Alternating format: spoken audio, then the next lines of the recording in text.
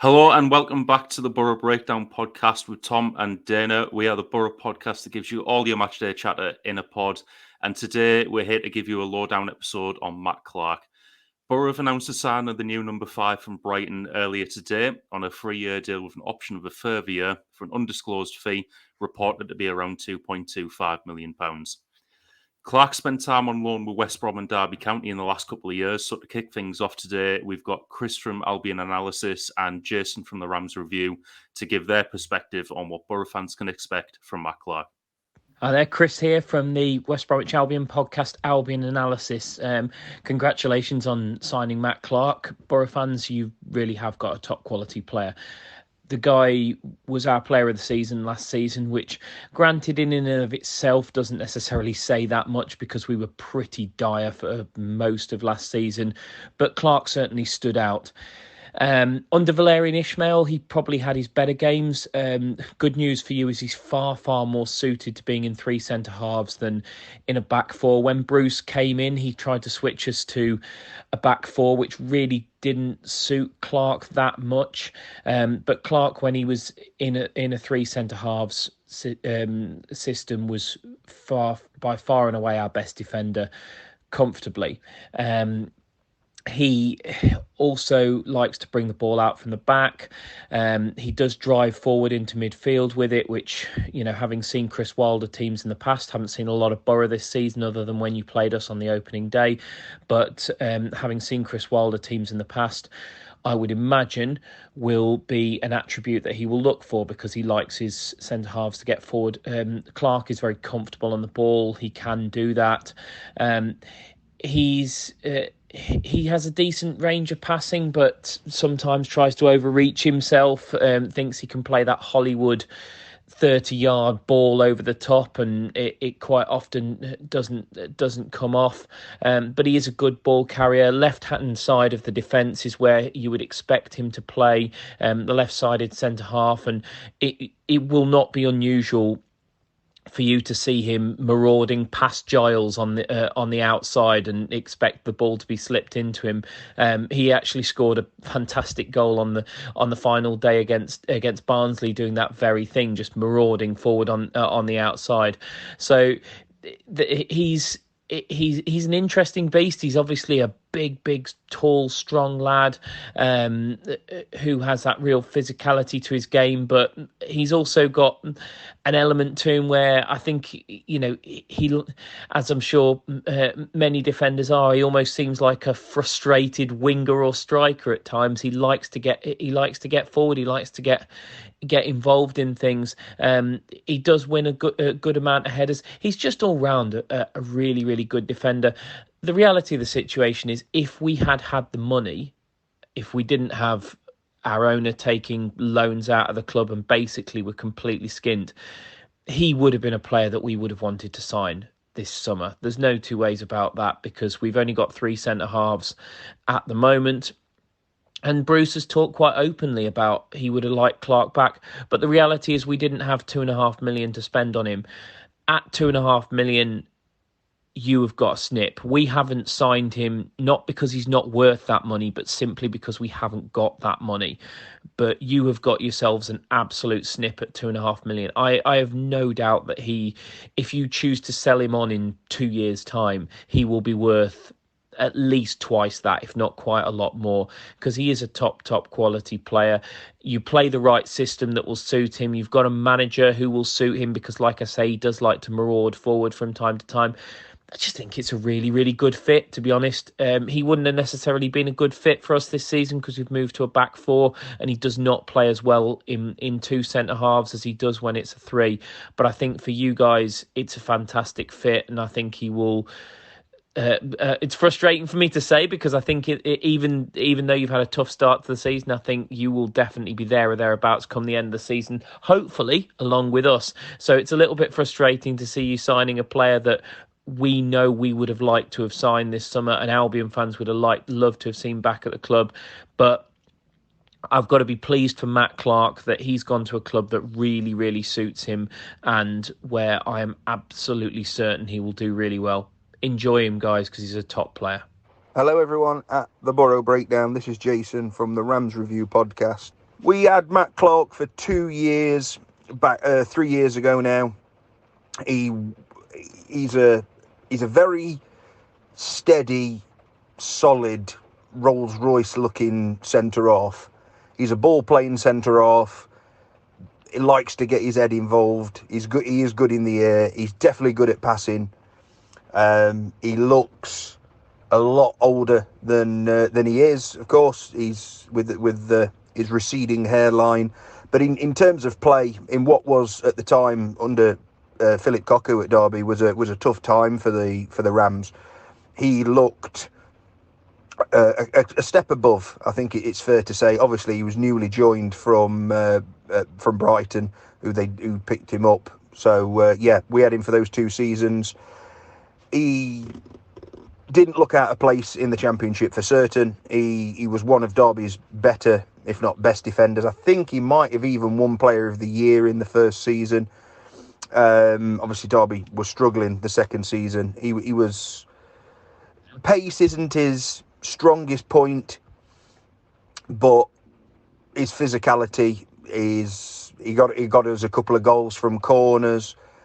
He is definitely an aerial threat, but he was definitely one of the best centre-halves that Derby have had over recent years. Left-sided, it was a nice balance to Derby's back line. And to be honest, there's no much more I can say about him. You're getting, I believe, a pretty decent player. I've seen the fee banded around 2 million. I think that's a bit of a steal for him, to be honest. Obviously, moved on from Derby and spent a year at West Brom.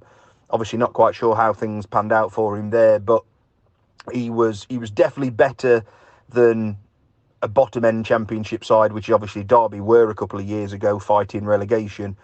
I think Boro have picked up a bit of a solid centre half. Obviously, something that Boro have made a sort of history on of signing solid centre halves. You're definitely getting that with Matt Clarke. As I say, the pace of him is probably his weakest point, but other than that, a definite solid Championship top end centre half.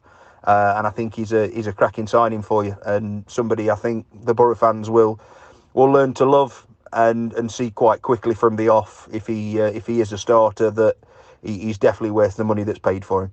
Thanks everybody. Have a good season.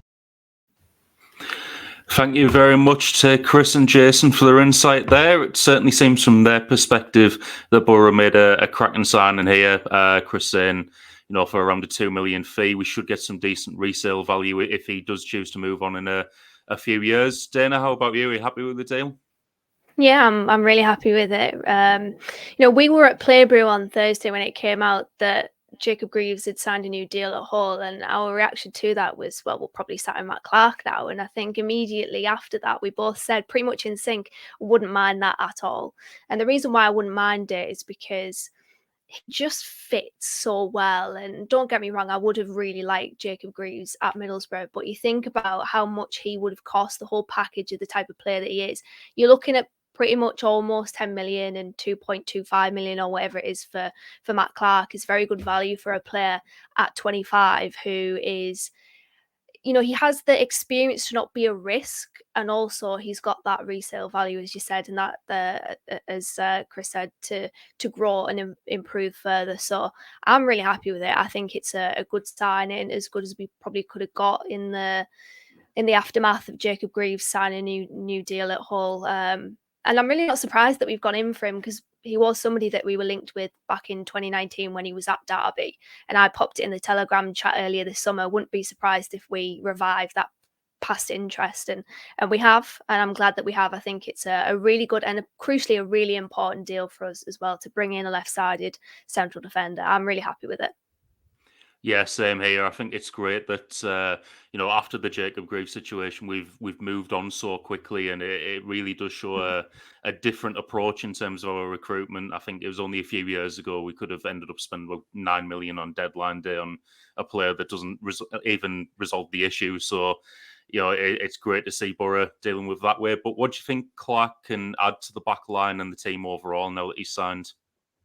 I think what was echoed there in what I will echo from what we heard in those voice clips is he's a ball playing defender, and he's a bit of the best way I can probably describe him is a mix of new school and old school. I don't want to say he's a head it and kick it defender, because he's more of a head it and play the ball out sort of defender. He is physical. I'm expecting him to have a few broken noses, a few bandages, a few black eyes. He's that sort of physical defender where he will get stuck in. He's not shy to try to head the ball and win those aerial duels.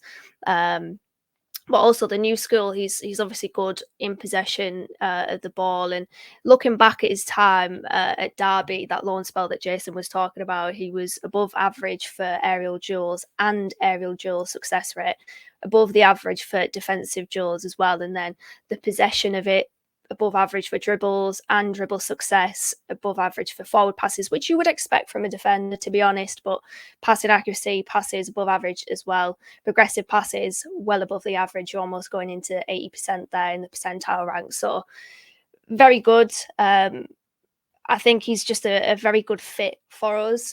My worry would be, and this is only a very slight worry, is obviously he will play that left centre-back position. He's got that unlocked. That's fantastic. Lenihan is currently occupying that central centre-back. What I've seen from Lenihan so far is he will step out and he will be aggressive in his defence. He will make those decisions to come out and break away from the back line to try to win the ball back. And that's fine when he wins the ball back, but we've seen already this season he can leave us vulnerable to the counter-attacking behind. That's why I'd like to see Lenihan on the right, because if you've got Clarke on the left, the recovery pace, what Jason said, if we get it on the right, if we play Dijksteel, but this all kind of goes back to Boro being better in possession.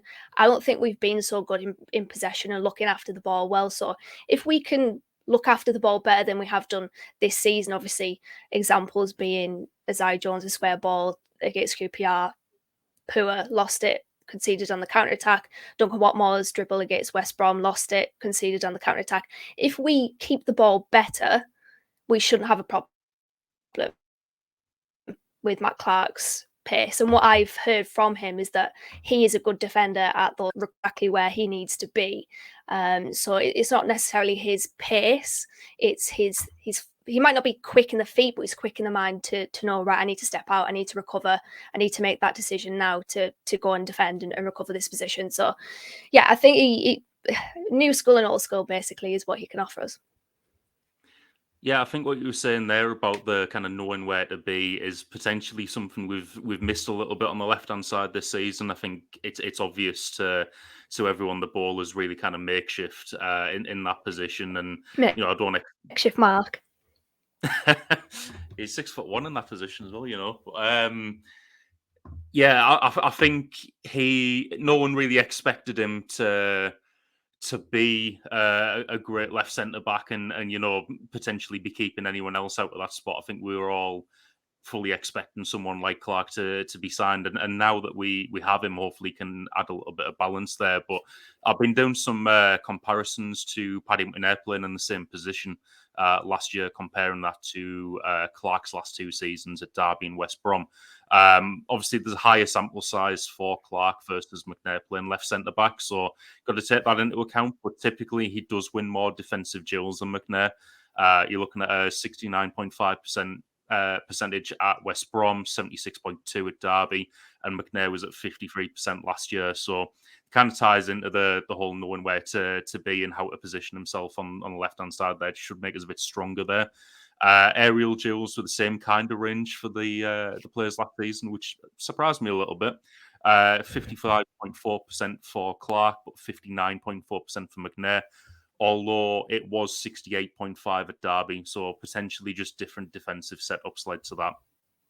Passing percentage, similar levels, just slightly lower than McNair, 80% at West Brom, 84.2% at Derby, with McNair at 86%. So we could just be also trying to recreate McNair's passing stats with slight improvements on the defensive side with this signing. But moving on to the weekend, big game against Swansea. What's the defensive line you'd like to see at the weekend now this is complete? Because you just mentioned there Lenihan being on the right-hand side. Are you wanting to see Dale Fry back in the middle for this one? I think, I said it on our previous podcast. I would like to see Dale Fry in the team. I personally think he's our best defender. Lenihan is an interesting one because I thought we'd bring him in and play him as one of the right-sided centre halves. It was a bit of an interesting one thinking about who is an and it was 3, wasn't it, with Dijksteel, McNair, and Lenihan himself. But Wilder seems to see Lenihan as a central centre back. I think it's either or. I don't think there's an awful lot in it between Dale Fry and Lenihan, but I do prefer Fry there. I think when you think about Lenihan stepping out and being aggressive in his press and trying to win the ball back and having 2 bites of the cherry as we saw against West Brom, trying to win it back, it's just good to have Fry there because I think he's safe when you do have the getting caught in behind. You've got Fry there. I don't think Fry's recovery pace is great either, by the way. I think he's a safer bet there, I think. So I think you probably put Clarke in there, to be fair, because there's no time like the present. And I know he's not had probably the right amount of training sessions, but at the end of the day, you've got to put him in there because makeshift Mark's probably time for him to take his position on the bench. And Matt Clarke will improve the team by default because he is a natural left sider and he's a good player anyway. So I think you put Clarke in there, even regardless of the amount of training sessions that he's taken up. Yeah, I'd agree. I think going into the weekend now at left centre back, he is the best player in our team in that position. So I think you need to put him in there kind of regardless of training time. I definitely agree with what you said there. But moving into the last week of the window now, where do you think Boro's priorities should now lie now that we've addressed the important position of left centre back? Obviously, Wilder's been saying they want an extra 2 before the window closes. I should think so as well, yeah. You know what? People will say straight off the bat, striker. But I think midfield is just as important because it's that critical to the way that Wilder plays, with that pressing, with the energy getting back and getting forwards and backwards, back and forth. Sorry. So I think that's also really important, and we're lacking depth there in that right side where Crooks plays. So I would probably say they're both important, but the priority is probably just edging it towards striker because I'm looking at our ensemble of strikers. We need a main man, I think. We need an Emil Reese, for example, or maybe even a Cameron. For me, is the position that I would deem just about the priority. Yeah, I think it's definitely a close one heading into the last week of the window, isn't it? I think there's 2 obvious positions that we need, and I'd probably expect us to be looking at permanent signings and to be getting a marquee striker or marquee midfielder. Even it's very close in priority between the 2 at the moment. But obviously, left centre back was the priority of the 3, and loving the fact that we've addressed that ahead of Swansea. But that is it for today. Dana, thanks very much for joining me, and thank you very much for listening. This has been the Boro Breakdown podcast, and that was all your transfer chatter in a pod.